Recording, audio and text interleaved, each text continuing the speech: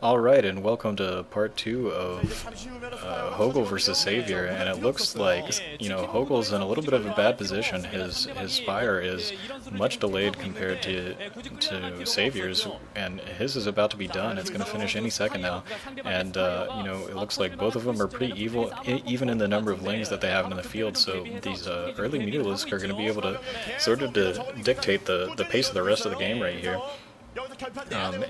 sAviOr's going to be on top of that right now, and it looks like HoGiL might even try to push in right now with all of his lings. This is a huge ling battle. It's kind of hard to tell who's going to come out on top of this.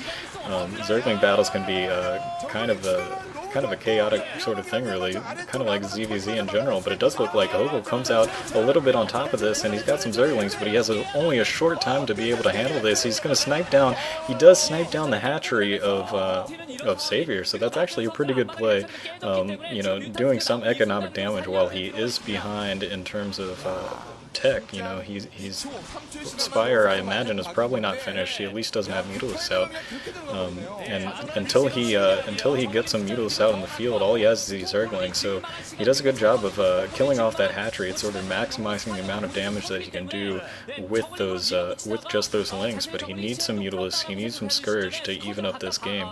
He does have Spire out. The first Scourge are coming out in the field, and it looks like just Scourge so far. They aren't going to be seen by some renegade Zerglings from sAviOr. Those Zerglings are cleaned up by the first Mutalisks, but so far those Scourge are, still just wandering around. I don't think any of them have even attempted to land against sAviOr's Mutalisks.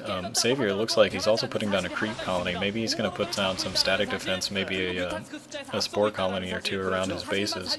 I haven't seen an evolution chamber though yet. First, he's actually putting a sunken colony, so he's a little bit afraid of some more Zergling pressure by HoGiL. So we're going to see exactly where HoGiL goes with this right now. He does not have quite as many Mutalisks, it looks like, so far.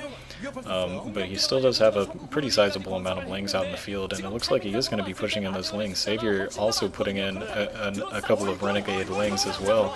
No static defense at HoGil's base, but there is that sunken colony over at sAviOr's, and it looks like sAviOr has enough Mutalisks out in the field to just be single-shotting those drones, so he took one drone out already. I don't think he quite wants to commit to sending all of his Mutalisks in right now. He might wait for one or two more, but right now he definitely has a Mutalisk advantage, and HoGiL is doing everything he can to keep his Mutalisk and Scourge alive so that he can try to hit those Mutalisks, and sAviOr now coming in, making a big push against HoGil's Mutalisk, and maybe one of those Scourge land for HoGiL, but it looks like sAviOr is going to have enough Mutalisks to take out all of the Mutalisks of HoGiL. This is really bad news. Now there's absolutely no defense. The one Mutalisk popping, but that's not going to do anything, and all of the drones get killed by HoGiL, and GG. HoGiL GG's. sAviOr able to wipe out HoGiL because HoGiL just had late Mutalisks, and just I can't. I'm really upset right now. Sparkyz going down 0-2 at the beginning of the season. This is this is bad. We need everybody on this team needs to step it up right now. People like HoGiL, people like Gogo, people like Haksu, who have been playing in these games, yes, they need to step up and contribute to this team a little bit. But even more so, we need Lita and Yark to win some games. Lita's game was a very great game against Hite last week.